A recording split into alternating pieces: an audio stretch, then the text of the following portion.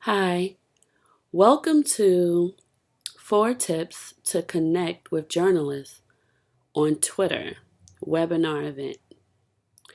Hosted by myself, Sparkle Callahan, and my leading company, SC Public Relations Group.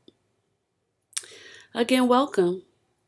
I appreciate you guys taking the time out to actually visit my event to see what can be helpful for you to navigate on Twitter and build relationships with other journalists and media outlets that you're interested in. I fairly see this event as a benefit for public relations individuals, along with maybe some marketing experts or, artists who are trying to actually build relationships with journalists on Twitter. I decided to choose these kind of tips for Twitter because Twitter is actually a great forum to build relationships if you really are strategic and know how to use it. When I decided about 3 years ago in 2012 to open and to start my publicity firm, SC Public Relations Group in New York City, I already had a database of media contacts. My outreach was fairly well set because I was interning at a publicity firm already. However, it took me at least 10 years to build my relationships with those media contacts. Because although I had the media contacts, you still have to have a relationship. It's easy for journalists to overlook your email if they don't know you, or, to overlook your tweet if they don't know you. But, it's very important to have those relationships along with the contacts. Although like there were, many journalists I met in person as well, there was still some I actually used social media to build my relationships with. There's many media outlets and journalists that I actually wound up building my relationship from Twitter. Having PR credentials with celebrity clients also made it fairly easy for me to build those relationships because since I had the contacts, I would use Twitter as another outlet to contact them if I didn't get like a immediate response or a follow-up response, depending on how soon I needed to hear back from that particular journalist. The first thing I would like to talk about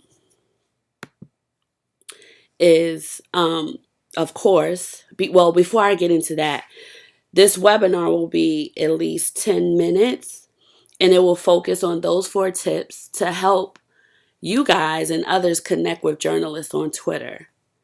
I basically use, Twitter as an essential tool to build my relationships with journalists that I don't know.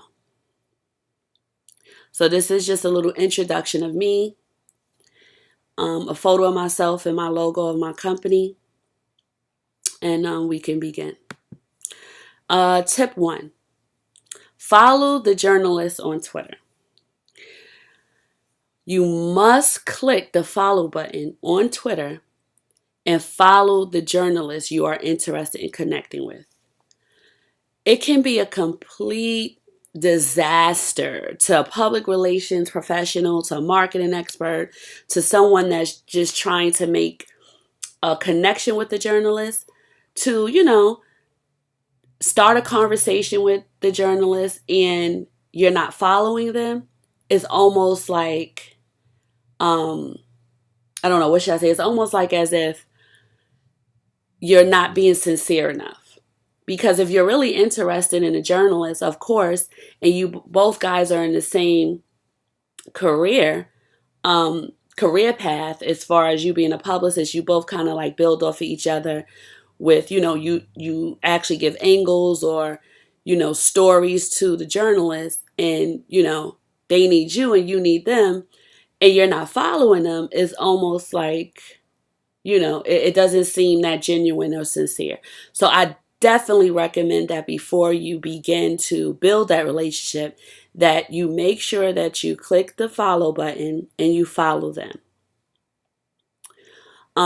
It is important to follow the journalist because it sends a message of your interest to that journalist. It's showing that journalist that you are interested in their personality, you're interested in their stories, you're interested in their tweets, and you're actually just interested in building with them. It is a big fail to attempt to connect with a journalist on Twitter and not follow them. Their tweets reflect their personality and their interests. It is important to know about the journalists you would like to connect with. Do your research about them to provoke conversation. So, of course, once you follow them, you're going to follow them, and then you're going to, pay attention to their tweets, what they talk about, also what they may retweet from someone else. For example, if you have a journalist that tweets about parenting and children and, the common good of, children and education. And sometimes they may have a quote, they might retweet a quote about a child and, parenting skills.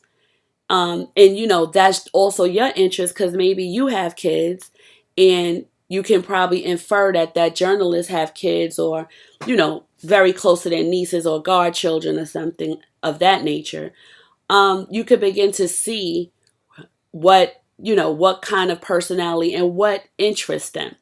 And that will actually help you to begin to speak to them. And once you begin to speak with them and build off of what they're talking about, then, there may be a possibility, a huge possibility that they'll actually respond back to you. And there you go. That's just the beginning of, building a relationship. It's not always about the journalist doing something for you as a public relations professional. If they're, going to read your press release, if they're going to feature your client without having that relationship. So it's best to always have the relationship and make sure, you know the interests of that journalist, you have researched them and you're following them for sure. Tip number 2, flaunt your expertise in your Twitter bio. This is very, very important. Once you follow the journalist and you begin to speak with them, although there may be a possibility that they might not retweet, they might not respond to you, but is like more than likely because you followed them, they may go and click on your Twitter to see who you are because you followed them. If your bio is not fully completed and or if it's blank and it's just like your name and nothing is there, that's a huge possibility that they will not speak back because the journalists are very busy and they stick to newsworthy conversations and anything that provokes their interest or that they possibly can write a story about or some kind of breaking news. So if your bio is blank and there's nothing there, or if it's incomplete, or if it's nothing in your bio that is bringing a friendly welcome, then is a high chance that they may not follow you. You want to make sure that you put your credentials in your bio. If you are a publicist, you want to state you're a publicist. You want to state the firm that you work for. And you want to also include a link to your blog or your website. This will give the journalist a chance to click on your blog or your website and get to know more about you, even if they don't follow you back on Twitter or they don't retweet something that you have retweeted. They'll be able to see what you're about and, go to your bio, click on your website link and your blog to see exactly what your interests are and who you actually are as well. So you want to include, if you're a publicist, you're a publicist. If you're an author, you want to state in your bio you're an author. It may be the latest book that you have written that you're actually promoting at that time. Um, you just want to make sure that your bio is thoroughly completed, because your bio is a reflection of who you are and what your expertise consists of. Your bio does not have to be long and outdrawn and long-winded. Just make sure it's very short, clear, concise, and very friendly. That's what they look at to see if, and a great thing about it too as well is if you are a publicist, that gives them an opportunity as a journalist to want to follow you, because you guys build off of each other. They want stories from your clients. And depending on who you represent, they may want to feature them. So you never know. So it's great to always list, what your expertise is, so that you guys will have a better chance to build on Twitter. Tip 3. Tip 3 is retweeting. Retweeting is very, very, very important as well on Twitter, because once you retweet something and that journalist may not be following you, and you retweet their tweet, you are actually giving that journalist a chance to actually gain some of your followers. So you guys begin to share followers, because as you retweet what the journalist says, some of your followers will see it, and some of them may have the same interests of that journalist. So you're actually helping that journalist gain new followers as you retweet. And it also gives you an opportunity to break the ice. Retweeting helps you to break the ice with the journalists you would like to connect with. Retweeting their tweets demonstrates your interest as the same as theirs. This also helps you get to know the journalist's interest by what they tweet. So, once you retweet, a journalist see that you are taking concern or consideration into either a quote, a statement, or something that they're interested in. You both share a common interest, and that can definitely provoke a conversation and gain that journalist more followers. So, when you're retweeting, you are actually sharing that person's thoughts and concerns to your followers. And journalists love when you show interest in, something that they are interested in as well. And, for you to share their stories, because once it's shared and you retweet it, it's shared with your followers, then those followers that you have retweets it, and it just keeps going, and it just keeps sharing, and it may go viral just by retweeting. Retweeting has a benefit of actually having that quote statement to go virally online, and it just begins to be shared through multiple lines of people. When retweeting, you can add your thoughts to show your interest of disagreement or agreement. This is also influences conversations with the journalist. So, for example, a journalist may retweet, a journalist may tweet something about, something political or something that has just took place in the world, some kind of breaking news, and you can retweet and also add your thought to it. And it doesn't mean you disagree with it or agree with it, but just because you actually answered and responded to a retweet, that also gives interest to the journalist to maybe want to retweet what you said, or to also give you back a response. It doesn't necessarily always have to be something you agree with. It could be something that's controversial that you may want to talk about. But this is also a way of, getting the attention of a journalist by retweeting. And as you can see, this image here with the little birdies is just showing that once you retweet, it just keeps going to the next person, the next person, the next person. And retweeting, allows you to share, and it spread the content to others. And it just keeps going. and it makes, your replies in the search, like I said before, beneficially go viral online. Tip number 4, which is the last tip, which is profile image on Twitter.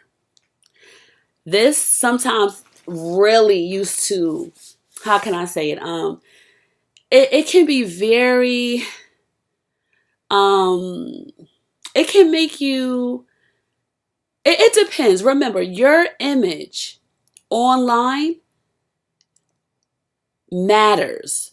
Even if it's on Twitter, if it's on Facebook, any social media forum, it is important to have a decent image. The photo has to be very professional and presented in a way that you're branding your company. On Twitter, when you upload your photo or your image that you have, before you upload it, there is an image that's there already, and is an egg. Sometimes when I'm on Twitter and I get followers that wants to follow me and I see an egg photo, it leads me to believe that it's spam. So I won't follow that page back.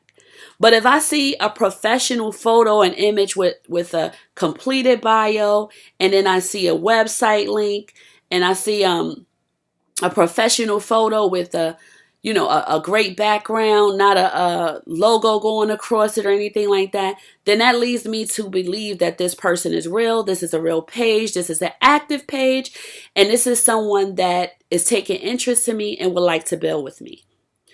If I see an image with 2 people in the photo, that may be just a recreational page. And me as a journalist, when I'm on Twitter, I'm on Twitter for news, breaking news, and to put news out consistently and to build relationships with other individuals as well, but not for recreational purposes. A journalist, they're very busy. Twitter is not the social media forum to actually have recreational fun. Is there to build relationships, network, and put stories out, and just go to the next level. This photo would not be considered a professional photo for any publicist or a marketing expert that's trying to build on Twitter with a journalist. Journalists like to see, like I said, fully website or blog, your bio is completed and your photo is professional. Journalists connect to things that appear interesting and professional. It is imperative you choose a professional profile image. When creating Twitter accounts, like I said earlier, the egg-shaped image. You want to upload your own image, the size of, what Twitter is asking. Journalists will consider a Twitter page with no image spam immediately. And they will report it. So you don't want your page to get reported because you're not sending out a professional message to journalists that you're trying to build with. Remember, Twitter, you're trying to build relationships. You're trying to influence this journalist to support you, to be friends with you. And, once you build that relationship, they will support what you do with your clients. So you want to present yourself in a professional manner at all times. Another reason why the photo is important on Twitter is because, you have to keep your image up to date. If your image is 10 years old, this can affect the integrity of your brand, especially when you are seen in person and you have an outdated image on your profile. For example, if you have an image on your Twitter page, your profile picture on your Twitter page, and it was 10 years old and you weren't gray at that time and now you're gray, then that's affecting your integrity. Because if that journalist see you in person and they're trying to make a connection with the same individual that they build a relationship with on Twitter, it's 2 different appearances. So you just want to keep, the integrity up to let your followers and journalists know that you're building with, that you're truthful and this is who you are now. And it's important to keep that updated. It is also important to keep the same image across all social media platforms. Using this one image gives journalists a simple chance to make a connection with who you are if the photo remains consistent. So if you have that same photo on Twitter, that image, you want to have that same image on Facebook, you want to have that same image on your LinkedIn, you want to have that same image on maybe your Hootsuite, your Google Plus, that same image. That gives journalists and any professional media outlet as a public relations professional, they're able to make that connection no matter what social media platform they are on. And once you begin to tweet a lot and you're building relationships and you're on social media a lot, that photo will become viral, and that will be the main photo that is actually online. So you want to make sure that photo is your best photo. Make sure the image is of you only. Like I said earlier, not you and a pet, not you and a friend. That's considered unacceptable. Your image should be frontal, close up with a white or plain background. No logos or watermarks should be on your image. Just like I said with this one that I'm pointing to now. Great bio, short, clear, concise, very friendly smile, background image, clear, plain. This is acceptable. I found to actually do this event webinar because when I first started on Twitter, it was very hard for me to understand these tips, and I just feel like these tips are the main tips to, the basic to start you off. So if these are at least, in place, you have a great profile image in place, you're following the journalist, your bio is completed with who you are and your expertise, and you begin to retweet the journalist. These are like the basic first 4 tips to get you started. When I first started on Twitter, my bio, I had a bunch of hashtags in my bio. I had every celebrity or every, it only holds but so much in a bio. I think it's about 140 characters. But my bio was totally different from the one that's shown here. And I started to notice that, even though I knew some of the journalists, they just would not follow me. But when I began to speak about my expertise online, on Twitter, along with what's in my bio, and, I began to retweet my interests, that's when I had journalists begin to follow me. And, have an exceptional image. I fix everything professional, because sometimes it can be very frustrating as a public relations professional, and you conduct business with some of these journalists, via email or via phone, and you guys talk. But once you get on Twitter and you may, respond to some or retweet something, you don't get the same type of feel that you get from them off of Twitter. Because again, Twitter is where they put their news and, breaking news, and everything is immediate. So you just want to make sure you remain professional and ready to execute correctly on Twitter by building those relationships. It's not easy, but it can be challenging. But if these tips are in place and you use them exactly the way that I gave you the tips for, you may see a great difference. Thank you for your time. My contact information is Sparkle Callahan. You can reach me via email at sparklecallahan@gmail.com.